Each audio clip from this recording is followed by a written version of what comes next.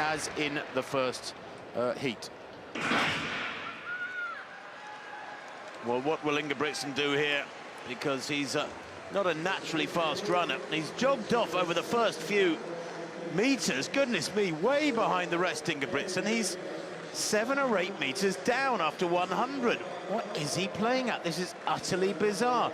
And if they push it hard from the front, well, he's going to struggle to get back on terms with them, certainly for the next couple of laps. Why give yourself that much work to do after 200 meters? It's very strange indeed. The athlete at the front, Baltus, is the Dutch competitor for the Netherlands, a 3:34 performer. Now Ingebrigtsen just easing through. There's something of the sort of Mo Farah about this. He always used to hang around towards the back of the big races and then ease his way through in the last couple of laps. But Ingebrigtsen watching everything that's going on, not wanting to get too involved, and I think probably wanting to economise. He has got that 5,000 final in his legs, Alex, I suppose, even though it was a few days ago. But Baltus leading here from Elma of Switzerland, and this is not quick,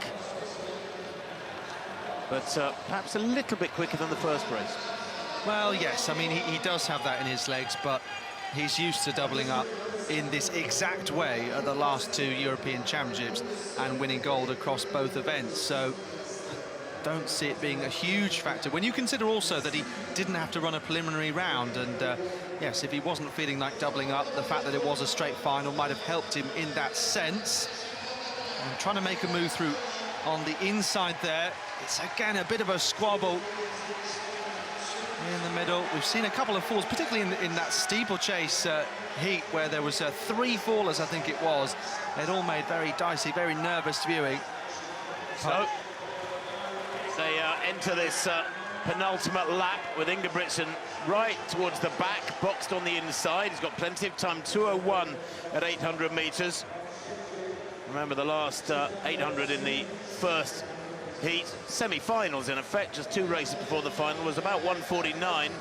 Ingebrigtsen, you would think, would want to start easing round towards a more sensible position, but perhaps he's happy enough. Fogg of Great Britain on the shoulder of Baltus. He's running good tactical race at the moment, and Adam Fogg, although he didn't have a great run in Oslo last week, was disappointed with that. Koskoren now moving through, Andy Koskoren towards the bell. This is smart running from the Irishman. Baltus there in second.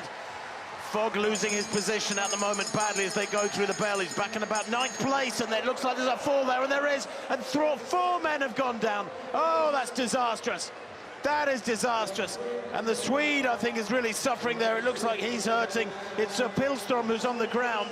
The rest of them, though, easing through. And Fogg back in about 9th place now, just doesn't look to have the legs. It's the first 6, remember, who go through by right. Ingebrigtsen moving up towards the top 6, easing past the pole now. Viterka into 5th place, round the outside into 4th. Very impressive last 300 is for Ingebrigtsen. He had it under control all the time, didn't he? Riva, the Italian, down the home straight in front. Ingebrigtsen down the outside, and Fogg run right out of this one. Bit of a disaster this for the Briton, as Riva is just passed by Ingebrigtsen there as they cross the line. 3:37, much quicker than the first race, but what a shame, what an untidy, messy race. And there will, of course, be reviews galore of that big instant just after the bell where 4 men went down. Pilstrom suffering the most of all of them, looked like he'd hurt himself.